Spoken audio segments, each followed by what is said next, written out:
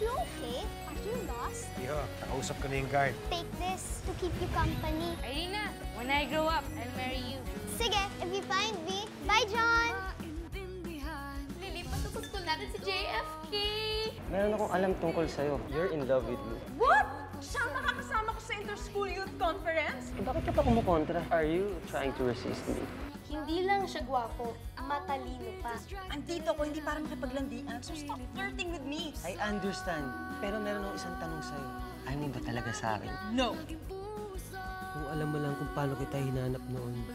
By the way, how's Irina? Ang daming may gusto sa kanya, ma. Parang hindi niya ako type. Alam mo yung Professor Canlas na yun? Na may gusto sa'yo? Hindi mo nahalata? Yan ba talaga concern mo? At least I'm honest with my feelings. Wala akong gusto sa'yo. At kahit kailan, hindi ako magkakagusto sa isang kagaya mo. Mga bata pa kayo. Wala munang boyfriend. You have a bright future ahead of you. Huwag mong ipagpapalit yun sa pakikipag-boyfriend lang. Hindi mo maramdaman. Hindi mo makita. Irina, I love you. This is crazy. Kaya ko ba to? I love you too, John.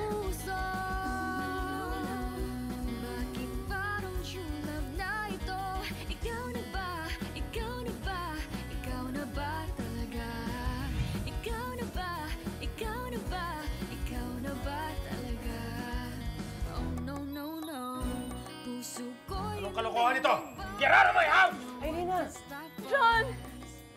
Hey, stop it! Wala po akong boyfriend sa kanila. Bawal ba ako mag-boyfriend? Bawal sa bahay o dahil kay Dave? Baka nga this is wrong.